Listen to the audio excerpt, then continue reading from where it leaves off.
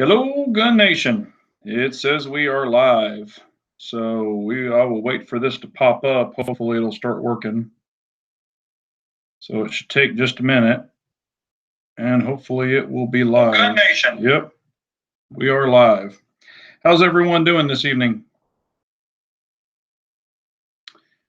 Y'all doing well? I've been chatting with Music and Big Al and Logan, and Harry's going to be just a tad late. He's going to text me. I got an echo. Okay, let me fix that real quick.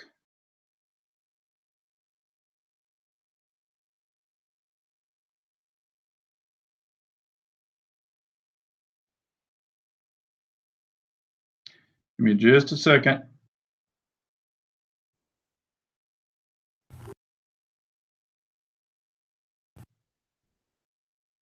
Maybe that will be better. Let me know if that's any better.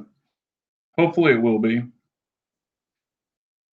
Yeah, Big Al, that stinks that you broke your hand, man. I've been there many times. Broken mine a few times. As the old saying goes, if you put your hand in the wrong place, you get it broken. So it's never a good thing. Yeah, like I said, just waiting for Harry to show up. I appreciate you joining the Outlaw chat this evening. Harry and I are going to be talking about the NRA show 2018, what we liked, what we didn't like. Hey, Mr. Pops. Steven. Okay, so the audio's fixed. Good. Guess I had the speakers up just a tad loud. Hello, Brian. How are you? Big Mo. I appreciate y'all being on. Like I said, Harry is going to be on very shortly. He was stuck in traffic, and he is trying to get all up and running. So he's going to email me here or text me as soon as he is ready to roll. LZ USA. Yeah, the NRA show was actually a lot of fun. Really enjoyed it. Enjoyed being there with Harry too. It was a lot of fun. Had a great time. All right, here we go.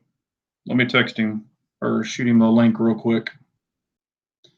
We will get it rolling.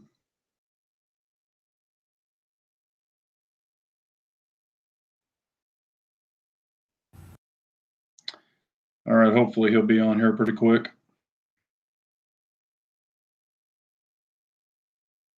We're working through our technical difficulties.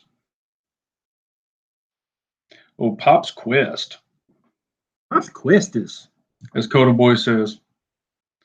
Pop's Questuses. Do y'all have a bunch of questions for us? Have y'all thought about what you want to ask? Because tonight's the night we can answer everything. Just make sure that Barry got the invite.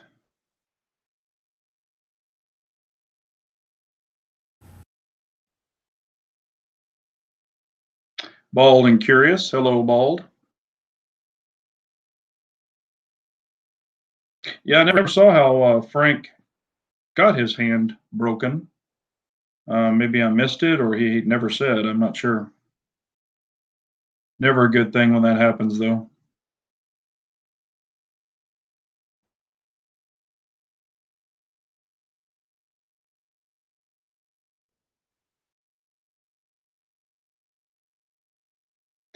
Did I get a new CZ? Yeah, I left there with about 6 or 7 of them. Just joking. No, but man, they had some super nice ones. That was for sure. Really nice one. What's up, Dave Gass? Music Guy, have never personally done an Overwatch trigger, so have not messed with them. Seen them, just not messed with them. What is the meaning of life? Bald, I really don't know. I guess that we all get to stay alive.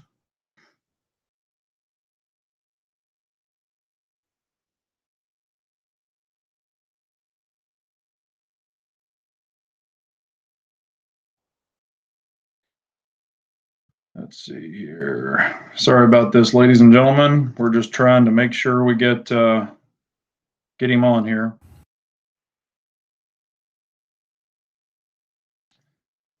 Whoops. Let's see here. I don't want that. Gosh, dang it.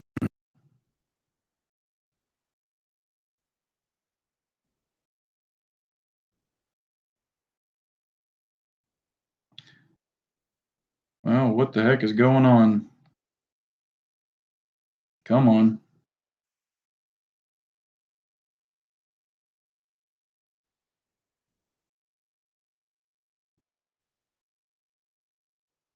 Hang on one second.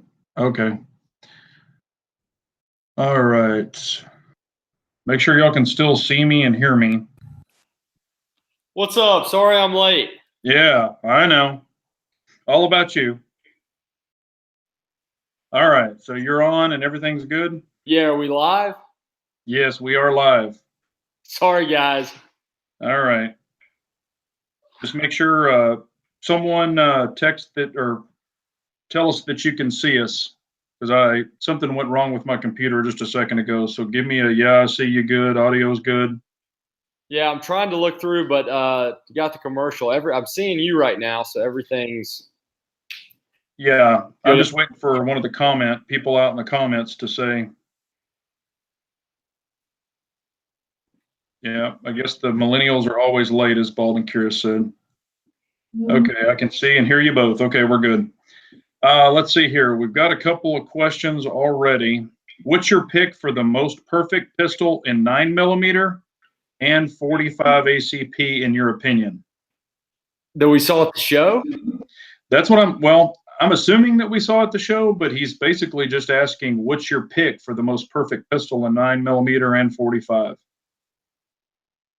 I need more details. Okay, just pick your favorite 9mm pistol and your favorite 45 pistol. Favorite 45 is either going to be one of those Republic Forge with mammoth grips or a Carolina Arms with mammoth grips.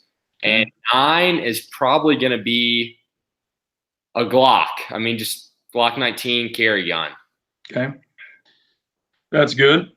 For 45, and this is strictly on capacity because I love capacity, I would go with the FNX 45. Nothing wrong with 16 rounds of 230 grains of hate. But those pistols were really nice. We'll talk about them in a second. And from 9mm, I guess if you're just, I would probably pick the P09. As far as compatibility, I know that Glock has it if something were really to go down. But the P09's great. P09's a great pistol. See, for me, it's going to be parts compatibility. I like the Striker platform, so that just kind of makes the most sense for me. Yeah, and if it was a shit hit the fan situation, yeah, it would probably be a Glock. Let's see here. You were just in time to be late. That's from Rabbi Jesus. And Rabbi Jesus said that he saw me at the show, and he was yelling my name, and I never turned around. So I don't know if he was joking or not, but I never heard anybody yelling my name. So not sure about that. Let's see here. Bald and Curious is saying P10C. So yeah, P10C is definitely a great option. I mean, the reason I would say Glock over anything else, and I'd probably say CZ75 series gun or a Sig PT29. I'd probably say a Sig PT29 in a double single action. And that's just because of parts compatibility. You've got tons of people making springs, aftermarket parts. That's the one reason I say Glock 19. I gotcha. Yeah, no, that's good. Yeah, Rabbi Jesus said he actually tried to pickpocket me, and a bunch of mobs flew out. So, yeah. And then Craig picks the VP9. That's a good choice. Hello, Captain Shark. Yeah, let's go ahead and jump into it. We went the very first day, which was Friday. As we were walking up, I didn't see any protesters the first day. Did you remember seeing any? I remember when we walked out the first day, we looked at the guy with the sign. We thought he was a protester. And then we read the sign, and he would have been, I guess, considered an anti-protester. Yeah. It was a pro-gun sign. Yeah. And then was it the first day or no, it was the second day that we saw the guy going up and down the street yelling he just smoked marijuana and he smokes marijuana every day and legalized marijuana. Yeah. That guy was a trip. If there were, I mean, I know they're saying there were protesters, and I believe they were, but there was probably 20 to 40 people, a very small group, that 95% of the people who attended the NRA show never saw. Yeah, I never saw anybody. They said that there were, I saw those 4 little people standing around, but I didn't see signs and stuff. But I don't know if they were protesting or not, but This sounds weird, but I also saw the first trans person I've ever seen in my life, and they were working a booth. So the NRA was a pretty diverse group. Yeah. Inside of pro gun people. Yeah, that was the one you gave your number to, wasn't it? No, that was the one you didn't know they were trans. You thought I didn't know what it was. I just minded my business. Yeah, I had no idea. But okay, let's kind of start. You know, like when we went in the first day, we started at the left-hand side and kind of worked our way down. You know, we did go meet up with Blue Alpha Gear, and check out their belts and their, you know, their like their rigs, the war belts and stuff, and their regular belts. And tell you what, I was pretty impressed with their belts. You know, we each got one. And what was it called? It's the minimalist buckle. It's their cheapest option. That's the one I was the most interested in because it's the lowest profile, best for appendix carry. I've been appendix carrying for over 2 years now, ever since I started carrying. And your belt buckle is a major hindrance. Whereas this belt is very low profile. It uses Velcro to close. And it's probably not the most secure, crazy belt. It's not going to last you 20 years. But it'll definitely last you 3 to 4 to 5 years.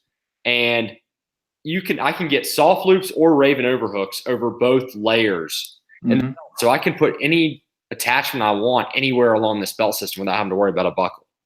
Yeah. And, you know, I put it in the backpack the first day. The second day, I actually wore it. And I was actually really impressed with it. You know, and the cool thing, like you said, you can move the buckle, you know, have the buckle more to the left side, or what they consider a buckle. It's just, you really just pull through it and go through and hit the Velcro. And man, it didn't move, it didn't sag, you know, and that's the first time I've worn like a nylon type belt, other than like what's the one that I had, like a Black Hawk kind of thing, you know, but it was really crappy. But, you know, Blue Alpha Gear makes some really nice stuff. I was really impressed with the belt, and the price was unbelievable. So if you want to check them out, you can just go on bluealphagear.com and check them out. I'm going to tell you a little more, but I will say this: for $29, and I think they've got like a lifetime guarantee or something. Don't quote me on that. I'm not sure what the specifics of that are. I do know they have a lifetime guarantee. But if you get for $29.99 shipped, this belt lasts 2 years. You're getting a great value. Yeah, exactly. Yeah, no, it was a really nice belt. Okay, then we kept walking and we went to the Nighthawk booth. Yeah, the Nighthawk booth. All right, you go first. Man, all I want to say is they had some incredible pistols. Now, we're all familiar with Nighthawk, but this one revolver, and I can't think of the damn name of it. Was it the Air Marshal or? No, that Core or what, or that Korth. It's like the Korth Air Marshal or the Korth. Air Marshal. He's talking about the 9mm Korth revolver with like the 8-inch barrel that has Picatinny rail on 3 or 4 sides. I thought it was 357. I think it's 9mm. They may. Well, I looked it up. I looked it up afterwards because I wanted to verify the price, and it was a 357. Okay, they have a snubby in 9mm then. Yeah, this was the big boy. Yeah. The trigger was amazing. Hammer was amazing. I mean, everything about it was amazing. But the thing was $4,900. I can see that price for it. Yeah, and didn't he say that they come from Germany and it takes? What did he say the waiting list was? He said it'd take about, I think it was 3 months, maybe 6 weeks, 3 months, something. It was over 6 weeks. It wasn't like an 18-month waiting period or anything. Yeah, it wasn't too crazy. You know, I thought that it was a really nice revolver. And of course, their 1911s are super nice. If y'all have ever seen them, they, have tons of different versions. But, and then we went down far. I'm sorry. What I will say is the 4-inch Korth revolvers. I know you like the stuff with the Picatinny all over it. I love the traditional, regular looking Korth revolvers, and those were only $3,600, $3,500. Yeah. I say only, but when you feel those guns and you feel the lockup, you feel the trigger on them, you can see why they cost that over, say, a Smith & Wesson or a Ruger. Yeah. To give you an idea, this guy is not a revolver guy. Am I correct? Yeah, no, I'm not. I have some, but I haven't shot them in forever. If you would have had $5,000 in your pocket and you could have walked out of that show with that 357, I think you maybe would have. It was pretty incredible. You know, it was definitely something that I never expected a revolver could be. Yeah. Then when we left there, we went farther down, and what did we see? Do you remember? There was At the NRA, I mean, it's a little bit set up like a gun show almost, where there's a lot of stuff you really don't care about. yeah, But probably the next highlight I can think of would be the Zero Delta booth, yes, the configurable Glocks. That was pretty yeah. cool. That was. You could actually just get an aluminum frame Glock, basically, and you could build a magwell on it real quick. You could add a Picatinny rail to it real quick. You could do whatever you want, and then just pop the slide on it. And they had custom slides there too. I mean, it was like a Lego Glock. I mean, you could just, and it was just a screwdriver bit, and this guy was flying, or probably, I don't know if it was a screwdriver, but it could have been an Allen type wrench. But it was quick. I think, did they have a 26 size, or was it 19 that it started out at? Well, they had I think it was a 19. They had 19, 17, 34. That's what I saw. You know, I didn't see anything like a 17L, but you know, hell, like a 34 is pretty big too. Anyway, it was really impressive the way you could configure. You could have a 19 grip with a 34 slide, just anything. It was like a Sig P320, but imagine you've got a 19 as the base gun, and then you can add on a little bit of extra length. The magwell was absolutely huge and flared. Yeah. And different colors. You could do gold, red, blue. I mean, they had, I think it was like 5 colors, but I mean, it was pretty awesome. And I felt the aluminum grip. I kind of wish it was a little fatter, just for my hand size. But man, I mean, I was pretty impressed with it, and I didn't really get pricing. I just watched him put it all together real quick.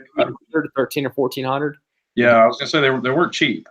The guy was kind of spewing a bunch of stuff, but I was more interested in playing with everything. I don't think the price is that bad. It's not something I'm going to go out and buy tomorrow, but yeah, and I mean, like I said, you could make it like you want it. That was the cool thing. Let's see here. Then probably kept trying to think about all the really cool stuff. You want to kind of go ahead and go into the forged 1911s? Yeah, Republic Forged and Carolina Arms are right next to each other, and we probably spent 25 minutes at Republic Forged. Absolutely beautiful 1911s. We both got to hold Donald Trump Jr.'s custom armored. What was that? Probably a 5 or 6. Was that a 6-inch? Yeah, it was a big boy. Matter of fact, if you look at that montage that I put out, the picture of the guns in there, and you can see his initials they actually put on it. It was case hardened on both the frame and the slide with an armor mounted on it, and it had mammoth grips that were absolutely no, those were Stag, weren't they? I thought they no, they weren't the buffalo bones, were they? The buffalo bones he pulled out. We got into a conversation, Big J and I, with this guy, and started geeking out over all these mammoth bone ivory grips, or these mammoth ivory grips. And then he's like, you got to see these buffalo. We spent 15 minutes talking just about grips with the guy. And they had these buffalo grips that looked just like ivory, just like it. And they were only $300, which, if you know what real ivory grips cost, that's a steal. Yeah, because I had the real ivories on my Dan Wesson, and they weren't cheap. But that was also before. That was way back in the day when you could get ivory and it wasn't a big deal. But beautiful. The pistol was amazing. The slide, I mean, everything about it was awesome. Matter of fact, all their pistols were awesome. But man, when we were looking at that gun, I was just like, holy crap. Matter of fact, right across from there, I think that's where I bumped into Glock Guy 226. Yep. I met him in person. Really nice guy. Okay, then we kept going. We left there and we went to Carolina. Their 45s are super nice too, and it's a little less price point, just a little bit. Base price point's actually a little higher, but they were doing a lot more plain Jane stuff. Yeah. Republic Forged pretty much everything. They've got a lower base price, but you're going to start adding $2-3 grand on top of that right away. Yeah. Yeah, and real quick, Music's asking if we hit the CZ booth, and Music, I've got 2 different videos on it. I put one out about 4 days ago for the main CZ booth, and then I talked to Angus, and I put that video out today, and he went over all the CZ Custom stuff. Yeah, I liked the Carolina. They had really nice 1911s, and they had that Special Forces that who's shooting is that? Is that Pat? Yeah, Pat Max plays yeah, Pat Max. Yeah, and they showed us the particular gun that he helped design, and it was very impressive. Very, very nice 1911. And they said that he had, crap, the guy was telling me how many rounds. I want to say it was like 8 to 15,000 rounds or something crazy through it. And he's still in love with it. So it wasn't his personal gun. This one that they were showing was one he helped design. I missed the discussion, but there's only a run of 25, and they might have 2 or 3 of those left if anybody's interested in checking that out. But beautiful guns, Carolina Arms. Like, I love the Forged Republic stuff, and aesthetically, I actually prefer it. But if I have a custom 1911 of that class built, I'm probably going to Carolina Arms, which I'm in Carolina where they're based. So that also, I'm a little bit biased. Yeah. Yeah. Well, you couldn't go wrong with either one of them. So whichever one they chose, they're both high ends. We left there. Where did we go after that? Do you remember? Caracal was right kitty corner to that. Who was? Caracal. Oh, yes. That's what it was. Okay, Caracal. We will get to the Caracal, and we did a video on it. If y'all want to see the pistol, kind of stuck it out there, and you can. Oh, and I was holding the camera with one hand and trying to rack it, and then I even tried to rack it off my belt, tried to rack it off the cabinet, and I couldn't. So I was like, "Harry, rack this." So he tried to rack it. It was just awkward in the video. You'll notice that. But what was your, like, when you just looked at the gun aesthetically, what did you think of without touching it? Aesthetically, it's not the most pleasing gun. It's not ugly. It's not attractive. It's just kind of average. It's like a Honda Civic of handguns. Yeah. Just looking at it, I was like, it was okay. Put my hands on it. I looked at the quick sight setup, it's very different. You can see it in the video. I showed both of them. I don't know about the quick sight. I've never shot with it. I would be interested in shooting with it first. I know one of the subscribers, he's actually reached out to 17, or they're talking, and he already has it. I didn't even know they were officially released yet, but he has the quick sight set up, and he said it's definitely different to get used to. But I pulled the trigger. Trigger has a nice clean break and everything, but man, the reset. I mean, you really have to let it almost all the way out for it to reset and then re-engage it. The wall feels pretty good, but it's just a little different. See, I didn't mind it because the one thing that I liked about it was it had a really positive return spring on the trigger. Yeah. So your finger was going to get pushed straight out with that reset if you're doing your part. Whereas like XDM, I've actually had trouble where I'm pulling a dead trigger because I haven't released it all the way. Yeah. I think I've had a false reset. It's been a false reset. Whereas the Caracal, I don't see that happening because that trigger return spring is so heavy. Now, one thing that I did is I was able to short stroke the slide, where you thought you had it back in battery, like with a Glock, you can short stroke, you can really, you don't have to put it all the way back. You can just come back, release it, and it'll reset the trigger. However, this, you have to pull it all the way back and release it to get this trigger basically reactivated. And I was like, that's weird. And I kept short stroking it. And I was like, man, you can't short stroke this damn gun, which is just a training. I mean, I'm just used to one way and now this way. I'm not saying it's bad. It's just different. Yeah. Overall, I'd like to get some rounds behind the Caracal, but they told me the import numbers they were looking at because I talked to them about holster support. And they were very interested in getting me some information I'd need. But with the amount of numbers they're planning on importing, and then eventually, are they importing these? I can't remember. Or are they? No, these are made in the USA. They're not made in Emirates like the last version was. However, I don't know if they're bringing in some parts and they're just assembling them here. He didn't really. I was talking to that one guy about it, but he never really answered me. So I don't really know. So of the Glocks parts, like 80% of even the made in the USA, all the smart parts are made in Austria. And I'm trying to think about, we talk with Sig, a lot of their parts are made outside of the US. Most of these companies, the guns are not made in the US, even when they're saying made in the USA. There's a certain percentage guideline they have to meet to say made in the USA, and they meet that and they don't exceed it. Yeah. It's, let's see here. I just want to make sure we didn't miss anything. What's up, Six? He's on. Okay, yeah, I haven't seen anything. On that gun, I could take it or leave it. I would definitely want to shoot it before I ever considered purchasing it. That's just me personally. But understand in your situation for holster support, that could be. And did he really? He was saying like price point was like what, $499 on that? I think it was $599.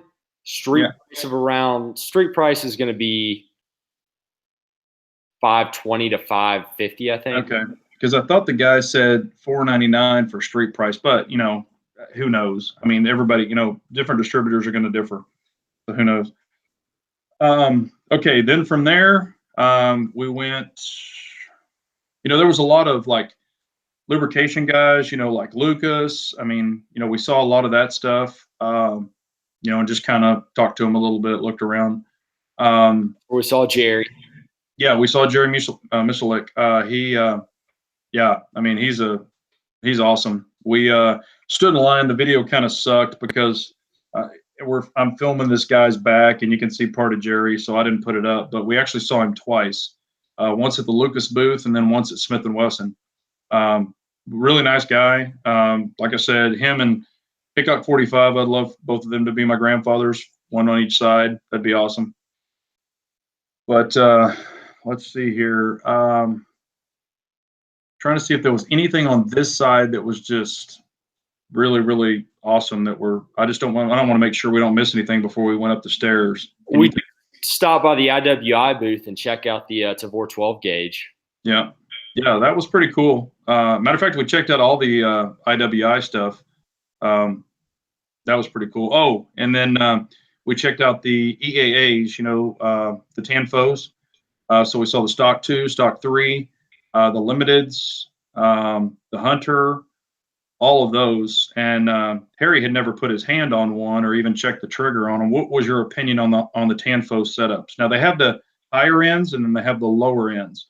So what was your opinion on the higher end, like the Stock 2, Stock 3, Limiteds and stuff? Higher ends and the lower ends had great triggers. Yeah. The lower end had a lot of things like the sights were milled into the slide or just odd things like that would really turn me off personally. Yeah. But great triggers for the money. And if you're not going to switch anything out, the Tanfos, I have no idea how reliable they are, but their triggers seem great. The high end stuff was give CZ a run for its money. Yeah. The fit and finish wasn't quite there, but give CZ a run for its money. Yeah, and of course I have the Tanfo Stock 2, and I really love it. And it's the cool thing about those is you can get those in a factory hard chrome, where CZs are all black. So that is because hard chrome, you cannot damage hard chrome. I mean, I don't care how many, you could holster it 10,000 times and you're not going to damage it or, anything to where you would wear a regular coating off. That's the great thing about hard chrome. Plus on the Tanfo, their mags are super cheap. They're even cheaper than CZ, a lot cheaper. You can get them for like $18. But they don't retro between CZs. A lot of people have asked, hey, will the CZ mags fit in it? No, they won't, or vice versa. So, they are proprietary. But if you have a large frame Tanfo, they'll fit in another large frame. But that's the way they base theirs: is small frame, medium frame, large frame. While we were there, we since the Eagle Imports booth, we checked out Grand Power. Yep. What did you think about the Grand Powers? That carbine they had was pretty dang cool, but the price is decent. Yeah. $200 off. I would be ordering one tomorrow. It's one of those things that have a lot of really cool guns for the money, but the fact you don't know for sure if you're going to have parts support. Yeah. They're not special enough that I'd want to own the gun without having the ability to shoot it. So yeah, and I remember they were releasing a new. They were going to release a new pistol called the QS or something like that. It was a striker fire, and I took a picture of it, and it kind of looked very similar to their other versions. It wasn't anything that really stood out, and I checked the trigger and everything, and it seemed like a standard striker fire pistol. The Excalibur is really nice, and I know that Bald has one. I really do like that pistol. I'll say this: the aesthetics on those guns are not up to the par of what the fit and finish and just the lines of the guns as a whole are not that attractive. While the trigger's great, the ergos are great, but the import numbers are extremely low. When they told me the import numbers on that gun, what they plan to import this year, there's no way. If I sold holsters for 80% of those guns, I probably couldn't even make the mold pay off. Yeah, and the mags aren't cheap either. They're actually pretty expensive mags compared to a CZ or even another striker-fired gun. But yeah, Bald said it's the Q1S, and that was the new one that I sent him a picture of to show him. It's nice, Bald. It's really nice. Yeah, it's a nice pistol. The guys at the Grand Power booth were really super nice. And what's funny is I mentioned Bald and Curious, and the gentleman there he goes, "Oh yeah, I know him. I've talked to him on the phone before." So I thought that was pretty cool. So you had your first fanboy, Bald. Yeah, Bald, you had a fanboy. Either that or Bald's irritated the hell out of him, so he remembered his name, one or the other. Let's see. We went. Might as well talk Avidity Arms while I know we skipped back to that the second day, but that was in the same booth. So yeah, we'll cover go ahead. What did you think about those? About what now? I'm sorry? The PD-10, the Avidity Arms PD-10, because that was in the same booth, even though we looked at it. Oh, that's what's his name's new pistol? Rob Pincus. Yeah, Rob Pincus. That's the one that basically they hadn't finished. It really wasn't even functioning. We were able to pull the trigger, but we had to push the trigger back forward. And they said a lot of the components in it were just 3D printed because it's not truly a firearm yet. Honestly, I really didn't like the mag. The mag seems super, super cheap. It's 11 mags, and it's 11 mag. Yeah, I know, but it just seemed like a chintzy gun. I really wasn't impressed with it. Now, granted, it's not actually even a real pistol officially yet, so I couldn't really feel the trigger. I kind of felt the ergonomics. Didn't feel too bad. But then again, we don't know what the real gun is going to be officially once it's, out in the real world either. What'd you think? It has some potential, but I'll be honest with you. I'll go on the record as saying this. I think they developed that pistol for a different president to win who was going to implement 10-round magazine capacity restrictions.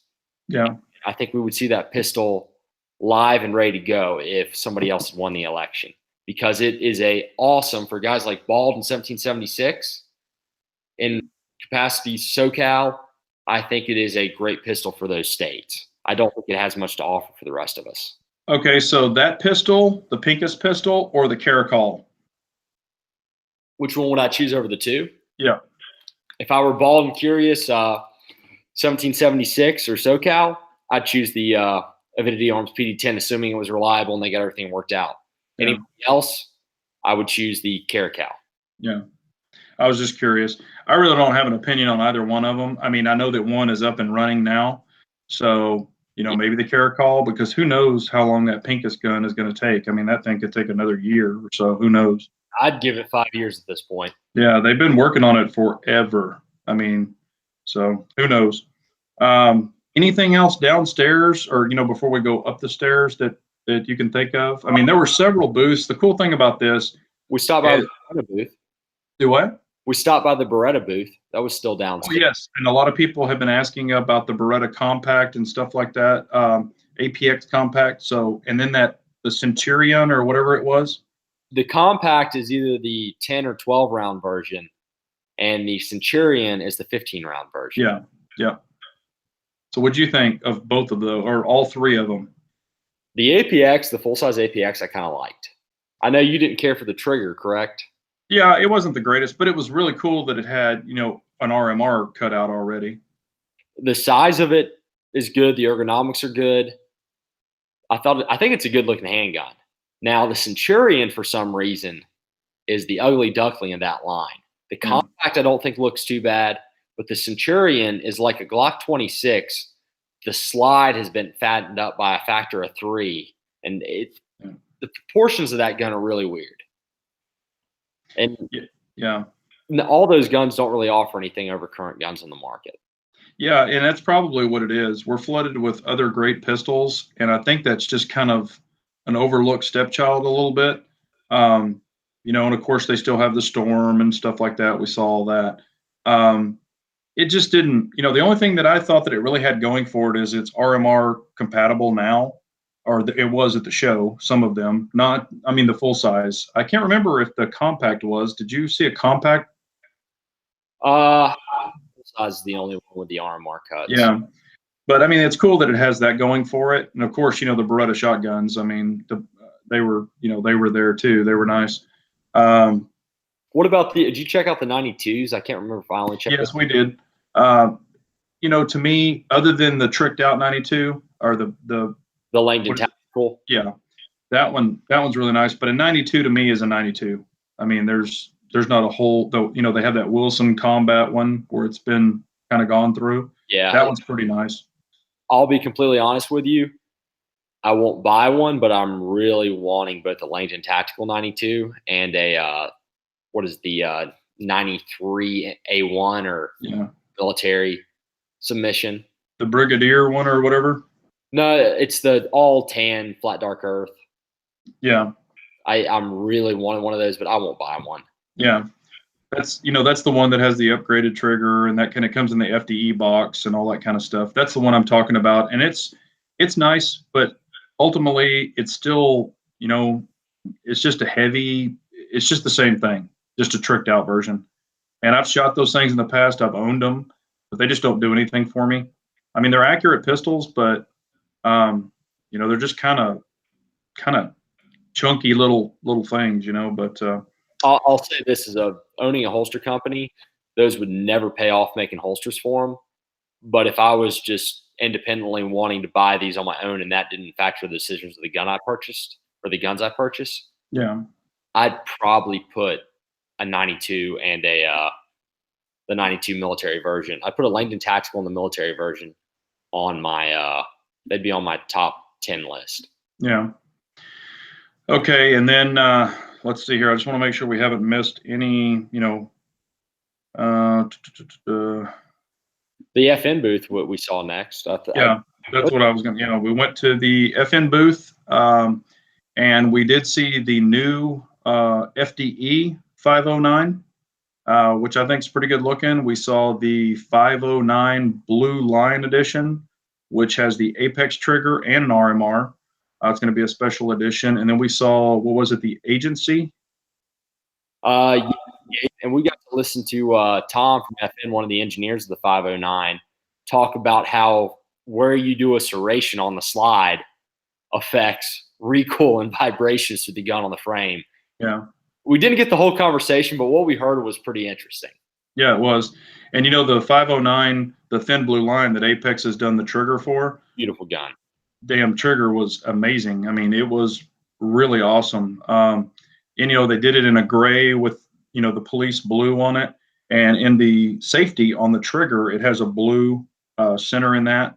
And Apex did a great job on that trigger. I was really happy with it. Matter of fact, I'm rocking the 509 FN, the FNS, which is basically the 509. And what's cool about this holster, this is his 509 holster, Harry's 509 holster, and the FNS fits in it beautifully. I mean, perfect fit. It fits like a glove. I was very skeptical of whether it fit right or not, but when I got to try his FNS, it clicks in the exact same way as my 509. Yeah, perfect. And it carries beautifully too. So I've been rocking this one this week. And also that freaking holster is sick. That thing is the bomb. Got my orange. But and I've always loved my FNS, but the 509 is definitely underrated. I mean, even with the factory trigger, this one has the factory trigger, and you just got to shoot through it. And I've got a ton of rounds through this, so the trigger even gets better once you shoot it a lot.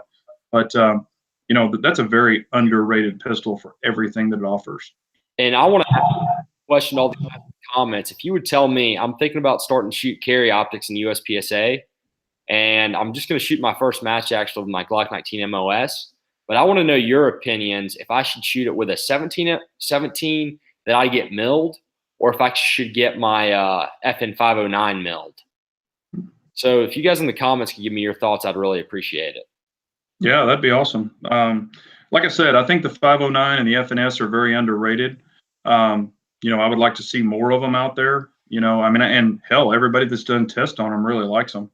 Yeah. So that would be interesting to find out, what all the ladies and gentlemen out there say about it. Yes, we did, LZ USA. We did visit the Smith & Wesson booth. We're kind of trying to go in steps because it's a huge show. And we're probably going to forget some stuff, but yeah, we will talk about the Smith & Wesson booth. What was the Smith & Wesson booth was honestly only what do we have next? The Wilson booth and then probably the Smith & Wesson booth? Well, no, because remember that was farther. Wilson booth was farther. The Sig booth was before it. But actually, then you got to go back because it was the CZ. As we go up the steps, remember it was the CZ and other booths. Wesson though was before CZ. Yeah, it was. Was there anything else downstairs other than Smith & Wesson? Smith & Wesson, Wilson, High Point, your High Point booth. Yeah. We had Taurus. We had Springfield Armory. Taurus, I didn't really see anything. I know they have revolvers, and they did have that. What was that big old monster revolver you said that I had to have? It shoots 410, 45 Colt, 454 Casull. It shoots. Yeah, it was 454 Casull. Yeah, that thing was freaking like that long. It was a beast. And Harry's like, "You need this," and I went over there and held it, and it was pretty cool. But it's the Springfield. Did you really see anything in Springfield that you were real excited about? Nothing I was excited about. Their 1911s are nice. I don't really have an interest in purchasing their products right now unless I see some changes, but their products, their 1911s are really nice, and they had Ameriglow sights on a lot of their guns, which I think is a big upgrade. Puts them apart from a lot of other manufacturers. Yeah, and we did have the I'm sorry, we're forgetting something. We did have the downstairs. Oh, we had the Glock booth. Wasn't that downstairs? Yes. Yeah, we did go to the Glock booth. We looked around, checked it out. They had the 19X. I think that was really the newest and only thing that they had. And we kind of asked if anything was coming, and they were like, not yet. But everybody there was really nice. We just kind of walked around, looked around. And was the Seekins downstairs? Seekins was actually before the EEA and stuff, so we skipped over that. Yeah, that was you were about to buy a precision rifle. Yeah, that man, they had a couple of rifles there. One was called the Pro with a bull barrel, and it was a 308. I love 308, and they had it in 308. They had it in 6.5 and something else, but it was super, super nice. And it was actually really affordable. It wasn't anything super crazy. Now it was heavier because they had an all carbon fiber that was just crazy light. I can't remember the price on it. Wasn't it like $2,700 or something? 5,000. Was it 5,000? Damn. The Hunter was 2,200 maybe. That's what it was. Okay. No, the Hunter was the green stock one with the fluted barrel. That was 2,200. The carbon fiber was $5,000. Yeah. The one with the Magpul stock and the bull barrel with the super nice trigger was $1,800 or $1,899, and that they were also offering a 15% discount, which was one heck of a rifle for the money, really. Yeah, they had some super nice stuff. I was really impressed with what they offered. Let's see here. Hang on. Oh, okay. Yeah, they had some really nice stuff. Their rifles were nice. Hell, they had AR stuff there. We spent some time in there. Matter of fact, that's where the guy asked us that question. He said, what did he say? Like, maybe your dad here will buy that for you or something like that. What the hell did that guy say? Tell him to put your email in to get the discount code. Yeah. Yeah, they thought Harry was my kid. I'm like 5 inches shorter than him, and I'm still 6 foot tall, or 5'11" and 3/4. Yeah. And I don't think we look a thing alike, and then we're just like, okay, go with it. I'm like, I can see stepdad. Yeah, that was pretty funny though. And I was like, no, I'm not his dad, I promise. But and they are asking if Kimber was there. Kimber was there, and they had They had a beautiful looking booth set up, but nothing really new. I mean, they do really cool looking 1911s that they've done for the past 10 years. I really don't have an opinion on it because I have no experience with them, but Kimber really doesn't come out with anything new per se. Yeah.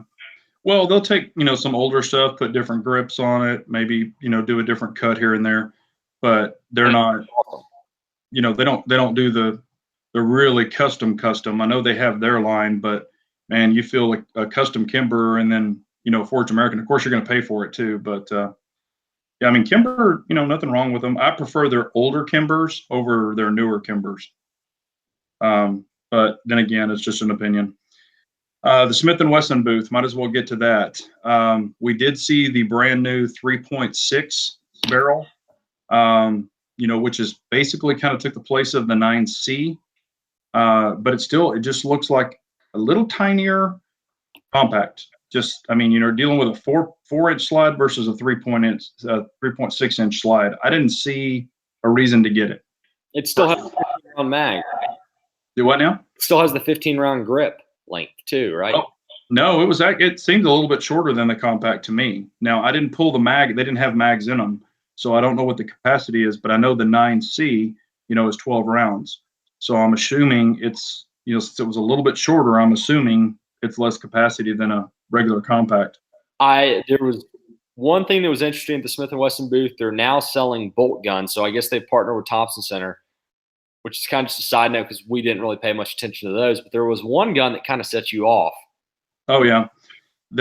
What was crazy, they had all different kinds of guns, but in their performance series, they actually had a 22 Victory with a carbon fiber barrel, a comp on the front, a red dot, a custom grip, and it was their performance 22 Victory. And man, that thing was unbelievable. And I've shot a 22 Victory. That's the one that I split those two cards with. And I could just imagine what this performance one could do because this thing was incredible. I really, really liked it a lot. What'd you think? It was cool. I wanted. Did we see a price tag on that? I don't. No, they didn't have any prices on anything. I saw the 580 L comp, which I've always wanted one of those. That was kind of cool. But as far as the gun he's talking about, at a certain price point, that would be really appealing to me. But if it's above that price point, which it probably is, kind of lose interest. Yeah, and I think 22s are really fun to shoot. But is it? Do you have to have it? Nah. But I could see a lot of people running it like in a 22 steel challenge or something to that effect. It would probably be a really awesome gun. I just thought it was cool. Let's see. Oh, and they had some really nice bolt guns too, like you said. I think they even had some performance bolt guns. That's where I actually saw them. I don't know if they had any in their standard. Okay. The only real new release was that 3.6 inch compact and then the Victory, I think, in the bolt. Mm-hmm. So really groundbreaking. Yeah. And the cool thing about a 22 is, you could literally shoot it all day for, $25. That's as long as that would feed just cheap ammo, and it's not like specialized CCI or something like that. That'd be a lot of fun to shoot. So the next booth was probably the CZ booth, right? Do what now? The next booth probably was the CZ booth. Yeah, the next one was the CZ booth. We went up the stairs. Well, actually, what was the optics that was right before the CZ booth? That was Vortex, correct? Yeah, Vortex. Yeah, and that's where I ran into Lucas from T-Rex Arms. Talked to him for a minute. Grabbed a picture. He was a really nice guy. And that guy, if you've ever seen his videos, he's like a damn robot. He can shoot. He can. But he was a really nice guy, and he was checking out a new Vortex scope that he was going to get. And the cool thing, a lot of these vendors were actually selling things that you could buy and walk away with. And some of them had NRA like specials. So it was some pretty good stuff. But from there, we went to the CZ booth, walked through all of their rifles. They had really nice rifles. They had the Dan Wessons there, which are beautiful 45s, etc. And then that's where I did the video with the CZs. So if you want to see the basic CZs, you can. And then I did the CZ custom booth. which was they were all right there in the same square. And I did ask a bunch of questions. I asked about the CZ P10C. When are they going to have an RMR from the factory? And the one guy was like, oh, we don't know. We're not going to have it. You know, he was just being goofy. But he kept saying that about 15 times. And I was like, okay, guy, I get it. You can't talk about it. But he was being a little obnoxious. But they were all the other guys in there were really nice. Did you see like anything other than the CZ Custom? Did you see anything that just really jumped out at you? Not really. I mean, their 1911s are nice. Yeah. But at the same time, after handling the Wilsons, the Nighthawks, the Carolina Arms, those Dan Wessons are a lot of gun for the money, but I kind of have a hard time paying that money to go for those over my Sig. Yeah. Why not buy a Sig or a Colt or something in that lower price range and then skip up to the Carolina Arms for the $3,000 plus 1911s? I just don't know if the Dan Wesson, the triggers and stuff were not that phenomenal on those, I felt. Yeah, and you can get the Dan Wesson Custom where they go through it, and that's a different ballpark there. But yeah, a lot of the stock, just plain Jane Dan Wessons are nice, but they're not, you know, nice. That upper tier until you get into their custom version. Yeah, their custom version was definitely on par with the other names I mentioned. Yeah. And then of course the CZ Custom, you know, with Angus, they just do stupid work. They did have a P10C there that they had milled out, put a custom trigger in it, and that P10 was pretty amazing. But of course, it had gone through CZ Custom too. The Bull Shadow 2 was awesome. That gun was sick, and you can change the barrels out. That was the cool thing about that. So it was the heavy bull barrel, and it is on the tactical sport frame where they've trimmed it. And if you wanted to see it or know more about it, you can watch the video I put out today with Angus, and he kind of goes through the whole gamut of them, and it's very interesting. I did see the CZ Scorpion Micro, you know, the small Scorpion version, and it was pretty cool. You know, and then of course the suppressor ready P10Cs, you know, I saw those. But you know, PO7s, PO9s, your standard stuff in the regular CZ booth that, you know, I mean, I have, but, you know, I know that you put your hands on a stock PO7 and you made a comment. What did you say? I wish I hadn't have paid the premium I paid to get the Cajun Gunworks version. Yeah. It was a waste of money. Yeah. And I've shot the PO7 Cajun Gunworks version. Now, they didn't do it, but the person put the kit in it, and it was their full pro kit. And then I shot it against my stock PO7. And honestly, I shot the exact same groups at the exact same distance with, you know, each gun. And I really couldn't tell the difference. We checked the only thing it did was it brought down the double action, but the single actions were pretty much exactly alike. So I couldn't justify spending an additional $300 to get, you know, the Cajun Gunworks edition. That's my opinion. And of course he has the Cajun Gunworks, so that was his opinion right there too. Yeah, and mine is extremely well broken in, so probably at least as well broken, if not more well broken in than the display guns at the show. LZ USA, the P10C subcompact, I was told don't look for it for the next year or two. Maybe there after that. That same guy that we were asking those questions to, that was the guy, and he's like, "Oh, we don't know anything about it. We don't know anything about it." You know, he was just being that way. But who knows? I mean, and then I asked Angus if they were going to have the P10C coming out stock with an RMR, and he said, "Well, you'll have to ask them, but there's a lot of talk about it." And he says that in the video today. Tell anything because he'd go and tell everybody. He just seems like a great guy. Yeah, exactly. And I know, you know, those guys are vendors, so they can't really talk about, you know, stuff they're already working on. And I completely understand that. But it would be cool if we could have, you know, but I definitely asked the questions, you know, because I wanted to know. I know that y'all wanted to know. So we were trying to beat them up a little bit and grab some information. But I understand they can't say that stuff. So who is Dirty Nasty? I'm blocking them. Yeah. So. Yeah. What was I gonna say? There was somebody else's question I didn't get in here. Oh yeah, Rabbi Jesus. Yeah, they didn't really release anything new at NRA. I'd heard a bunch of rumors from Glock. I'd had like confirmed Glock rep rumors, and I'm convinced Glock as a company and other companies probably do the same exact thing. They release this information. It's all fake, and they just say, okay, this gun is coming out. Okay, it's not coming out. And they'd like tell half the reps one thing and half the reps the other just to get people kind of excited. Yeah.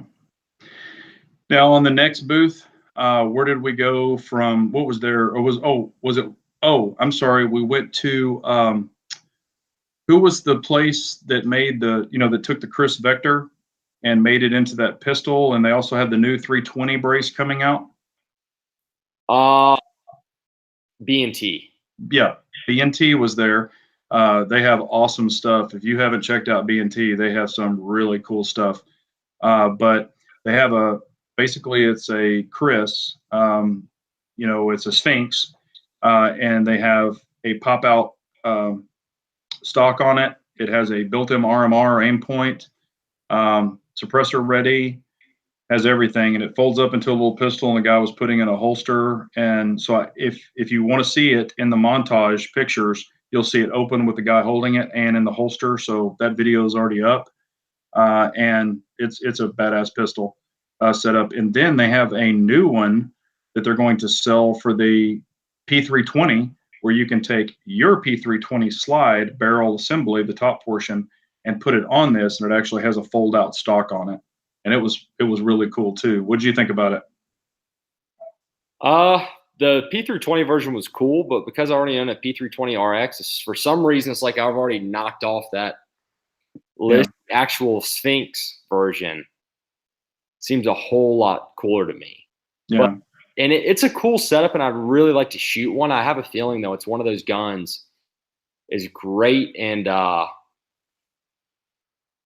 it's great in theory, but I just don't know how it's going to shoot in person. I'd really like to shoot one in person to see. Yeah, and it had a lot of like kind of gimmicky, neatness to it or funness. I don't think that would be anything you'd want to wag around on your hip personally, but who knows? I mean, I'm sure some people could. Okay, then so from there, what else did we see? Oh, we did go by the Steyr booth and looked at all the Steyrs, but really they didn't have anything different other than the green M9A1. Nothing special, and they were just selling wearables. So we just kind of looked in there and kind of went on our way. So that was kind of it for the Steyr booth. I would have really liked to see an AUG. Do what now? I would have really liked to see an AUG or a scout rifle. Yeah, and they didn't have any of those. It was just a little tiny pistol display and a bunch of wearables. So I kind of thought that booth was worthless, honestly. Well, let's see here. What other booth was after that?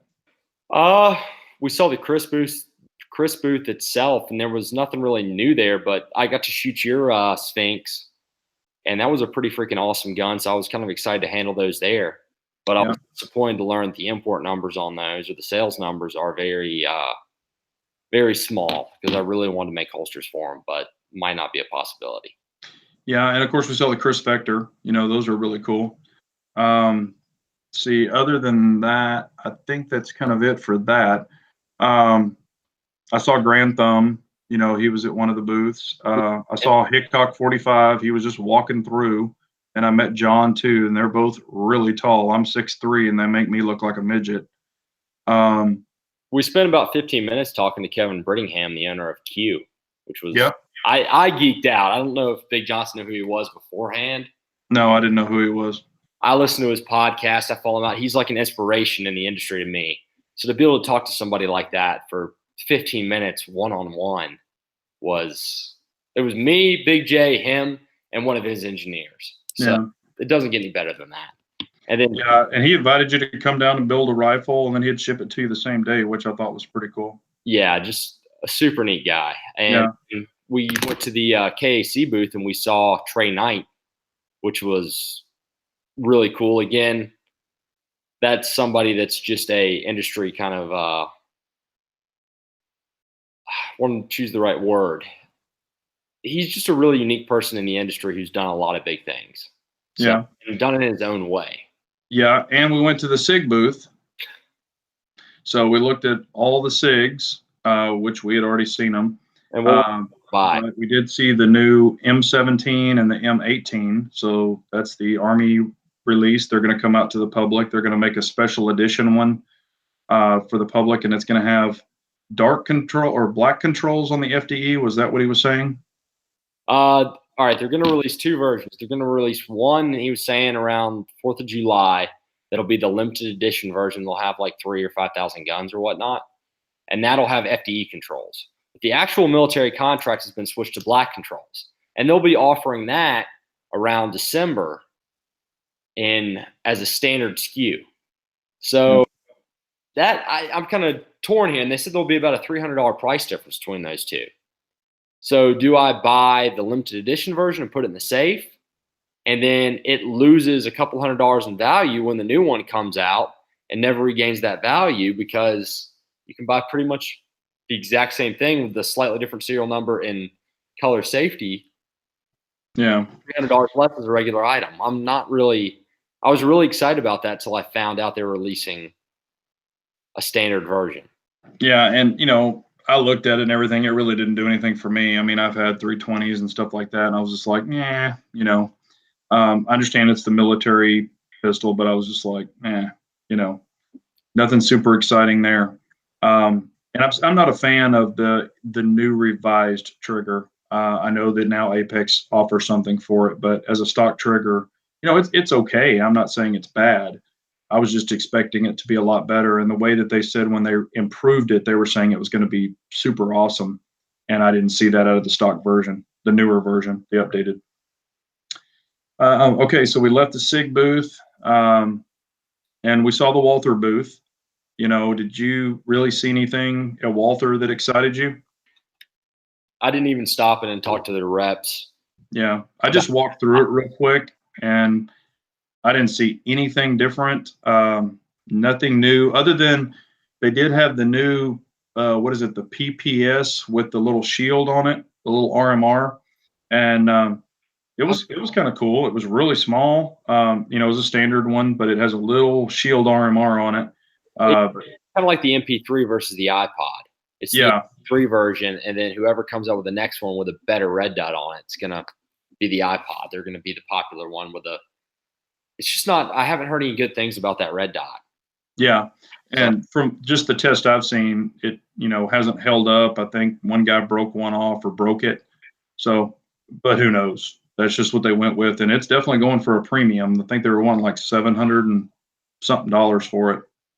It's really not it's probably about MSRP if you had somebody mill the slide and then you bought the red dot separately. That's about right. But yeah, but I wouldn't spend that much money on that pistol personally.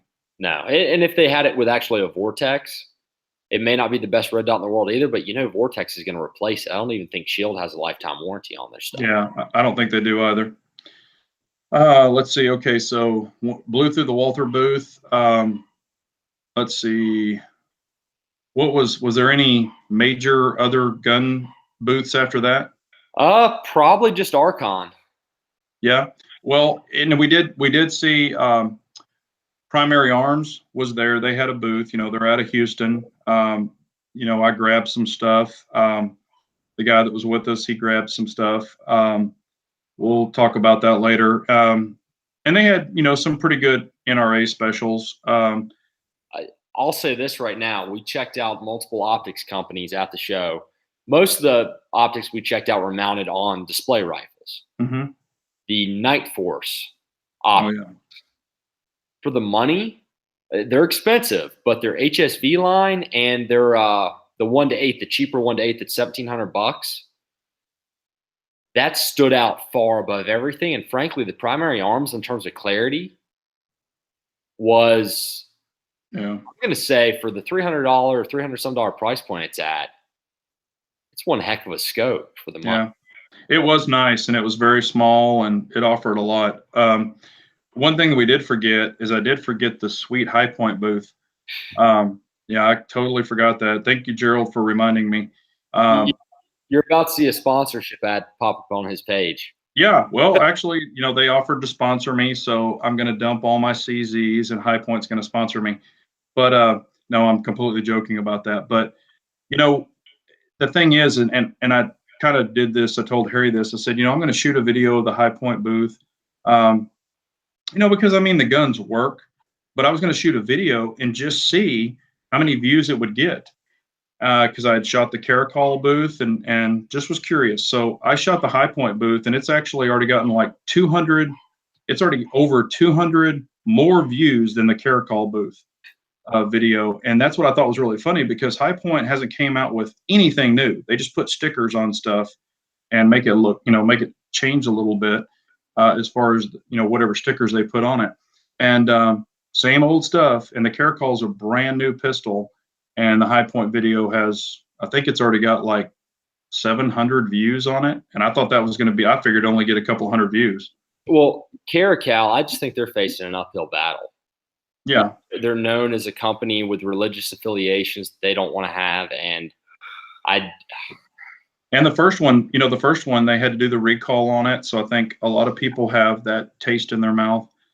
So it is definitely going to be a challenge. And, he was saying, oh, they're going to be released and all this other stuff. But, they've been saying that for a while, too, and we still haven't seen them in the stores. So who knows? I think we're going to see them, but you're seeing them in such low numbers. They don't merit having an aftermarket, but they're at a very weird point in the market. I don't know if with the amount of numbers they told us, they can manufacture those viably in the U.S.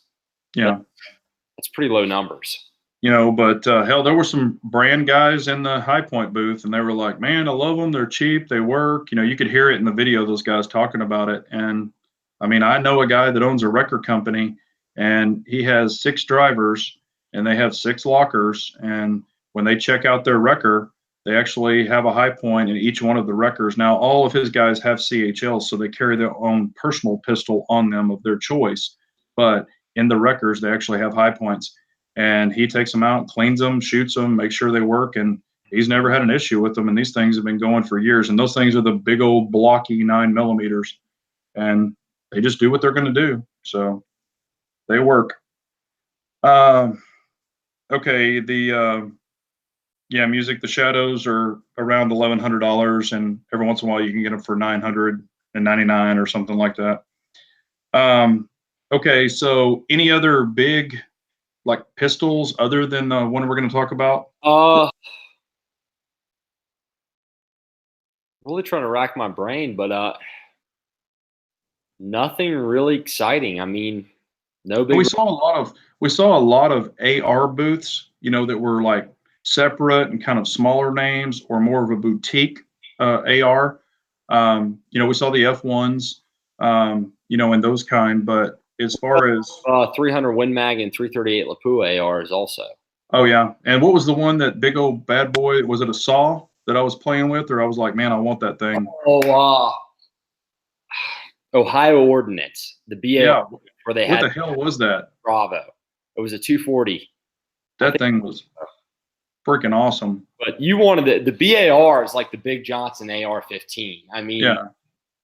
Yeah. It was a beast, and I was like, I want that. I'll take that. But it was a cool dude. Okay, we do have a good question. What booths were the busiest? Glock was pretty consistently busy. CZ was consistently busy. Sig was consistently busy.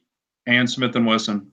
Yeah, Kimber was also pretty something I forgot to mention, not pistol related, but the Barrett Fieldcraft rifles.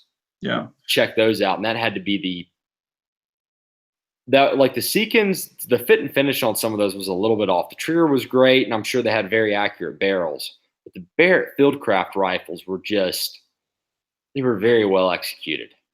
So that was pretty interesting. But as far as busy booths, really just the big boys. As far as the small guys, not a lot of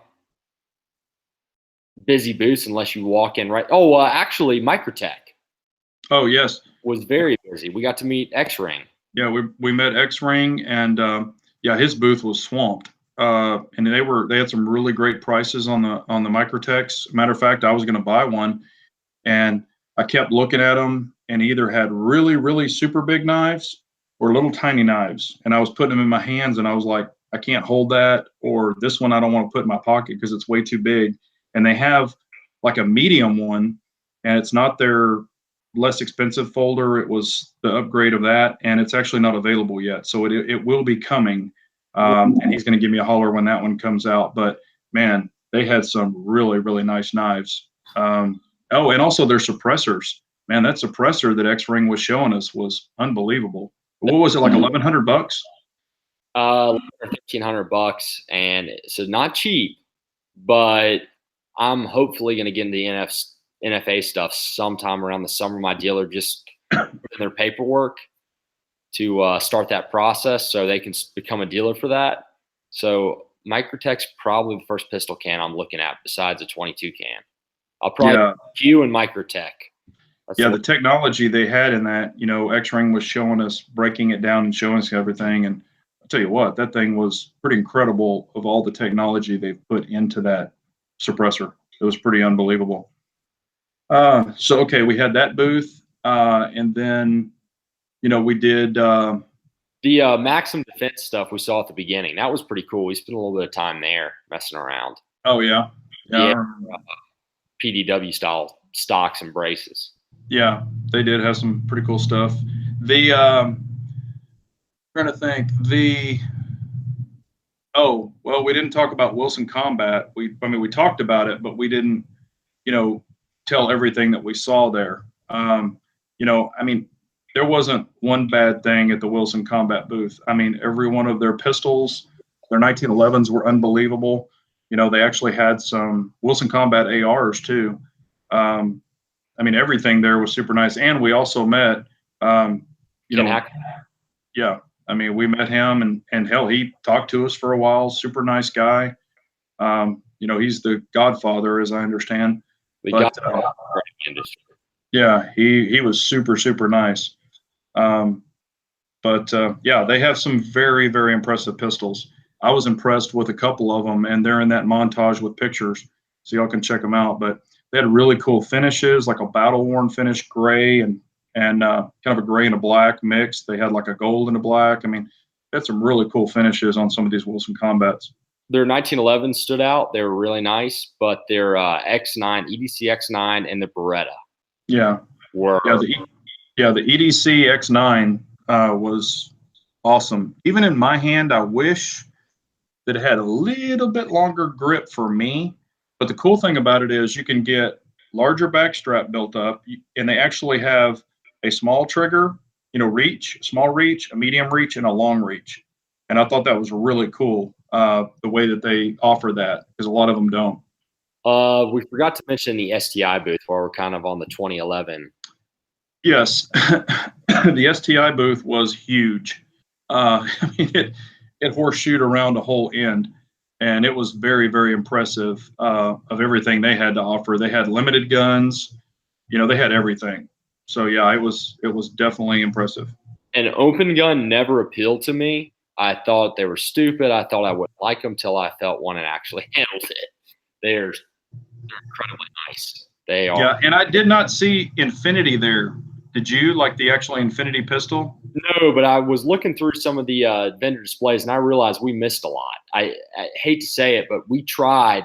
We were looking for the Microtech booth, looking for X-Ring 3 or 4 times. We walked back. Oh, yeah. And I kept telling Harry, I'm like, we've got to start at this row, walk all the way down, and it was kind of like squirrel. We were all over the place, but we tried to stay in check. We were pretty consistent, but it's so easy to miss some of these booths if you get caught on one, because you hit up like 1 out of every 10 booths. So if you go to this area and there's 3 booths you want to check out, you might only hit up 2, just based off what grabs your attention. Yeah, it was incredible. And plus, you'll be walking down an aisle, and this has a really bright visual display here, so you're looking at it, and you know, there's a cool booth here, but you've walked past it and you have to turn around and go back and look at it. I mean, it was just like that. Yeah. So Gerald has a question. He's talking about building a AR pistol. Would you go 7.62 by 39 or 5.56? If you're hog hunting, 7.62 by 39. If you're doing anything else, probably 5.56. Yeah, and see, I just think 7.62 by 39 is cool because not everybody has it. You know, everybody has a 5.56 pistol. Yeah, and I carry my revolver. An open gun is like for USPSA. It usually has a comp and a red dot optic on it. Yeah, it's got the long comp sticking off the front. You know, it's more of a custom tuned gun, so you usually have to shoot custom ammo, that kind of stuff, and you can change the springs and tune it.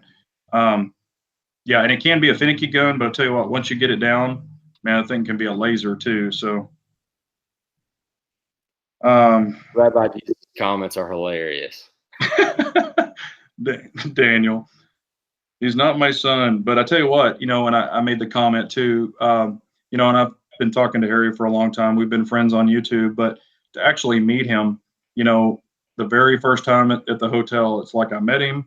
And boom, it's like I've known him for 20 years. You know, kind of like when I went to the farm and met everybody there. It's just, you know, we have such a great community. It's really cool, you know. Yeah, I went to the elevator, saw him there, shook his hand, and it's like, already met him in person multiple times.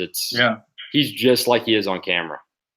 Yeah, and so is Harry. That's what that's what's cool. It's not like we play a part and then we're in our real world we're somebody else. You know, that's one thing I've always kind of prided myself on. I just be myself, and you either like it or you don't. And you know, Harry's that way, and that's the cool thing. You know, there was no difference, and it's the same like at the farm. Everybody that was there is just like they are on their channel.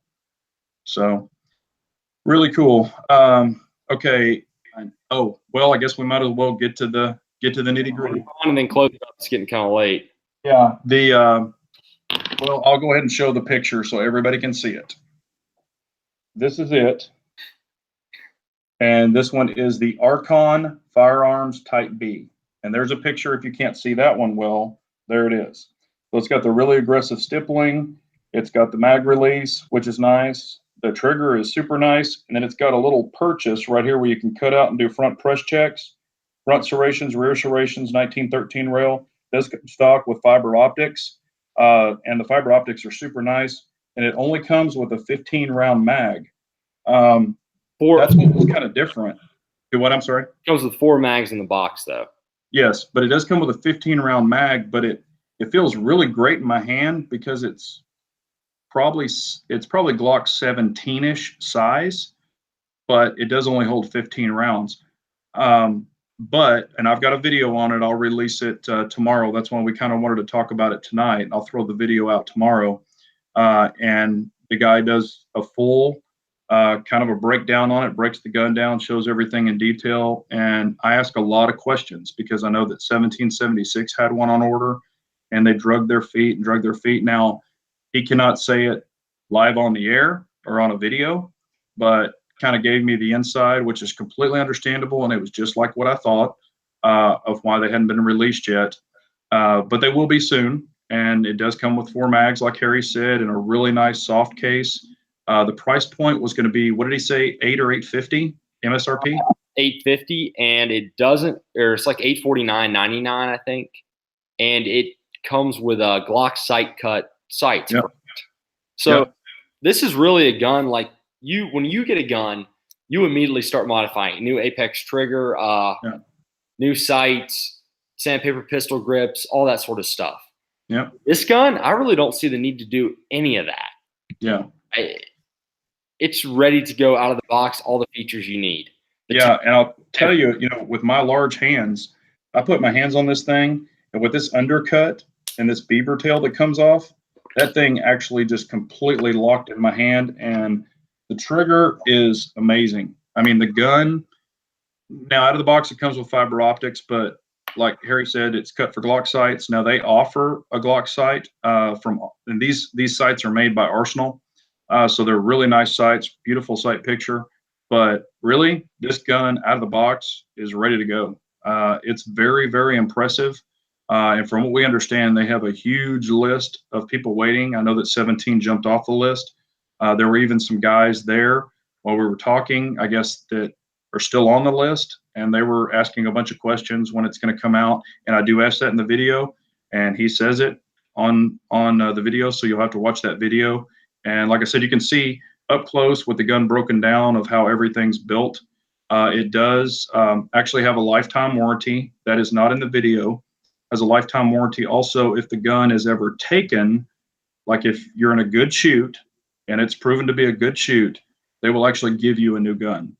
So that's part of their, marketing. And I'm pretty impressed with the gun, and that's weird for me to say that, but there wasn't one thing about that gun I did not like. I'll say this. Yeah, Razor, that's a good point. Definitely something to think about. You see what he's saying there in the comments. Yes. I'll say this. Their dealer program, they went over it with me. It sounds fairly appealing, and it's something that really protects the middle size dealers. Like Smith & Wesson, they have a lot of programs where if you deal in volume, Walther's the same way. You deal in volume, the small guy who can't afford to go out and buy multiple guns to stock the shelves gets screwed. Whereas them, they have a 3-gun purchase order. So as long as a dealer can afford to buy 3 guns, which if they can't afford that, they probably shouldn't be stocking that model. Yeah. Yeah, and he told us, he said that one dealer has called him and wanted how many guns? 2,500. 2,500 guns, and I was like, what? All that dealer's doing is saying, look, I'll buy 2,500 guns up front, and then I'll flood the market with those and make my money back real quickly because I want your first 2,500 guns out of production. Yeah. And he said he wasn't going to do that. They're not going to play that way. So, I mean, that's good to give everybody a piece of the pie, but they want you to be in bed with them. Oh, and we also saw the double 1911s. They still had those.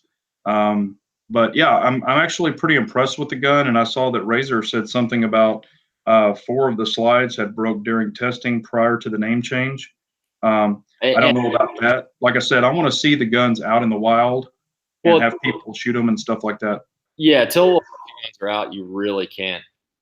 Yeah, tell for sure. And you never know about a gun until it hits the market. And I will say this: there's definitely a lot of stuff going on with the money background behind that guns and the fact they're being made in Germany. The fact that they are being exported to other countries around the world gives me hope that yeah, your microphone is messing up. Can you hear me now? Yeah, I can. I said the fact that they're made in Germany and they're exported to Canada and a bunch of European countries currently gives me hope that there's more support will be there. Yeah, he did say that Canada and the other countries already have theirs and they're running them and stuff. So they've had them over there for a while. But,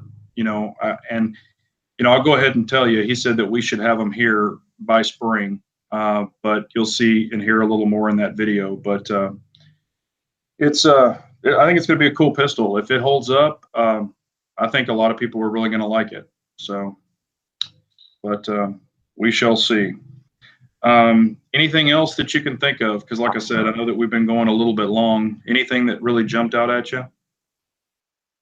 That was about. Yeah, your mic keeps cutting in and out for some reason. Yeah, it's on my computer, so I really. Okay.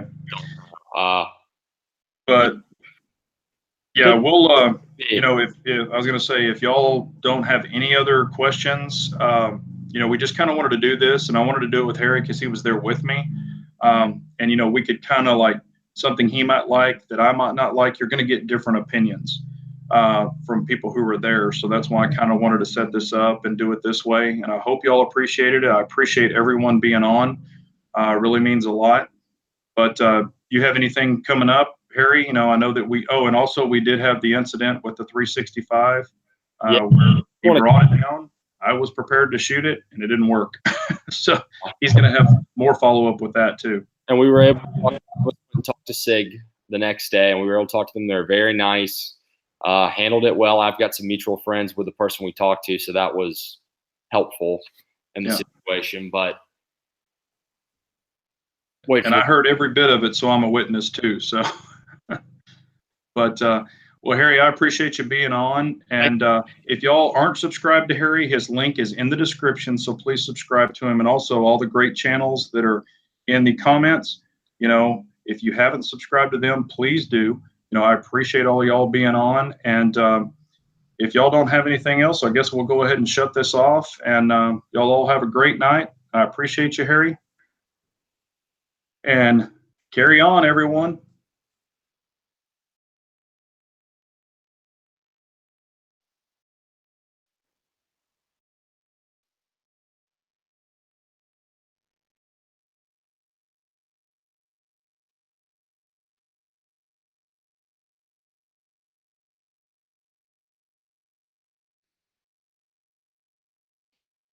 Oh, you ready to get home, Dad?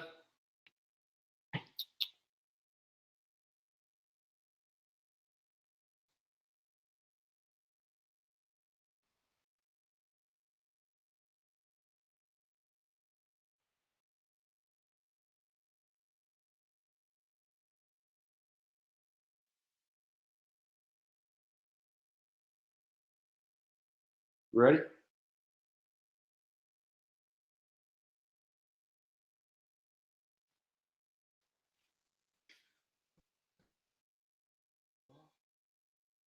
Yeah, I'm off.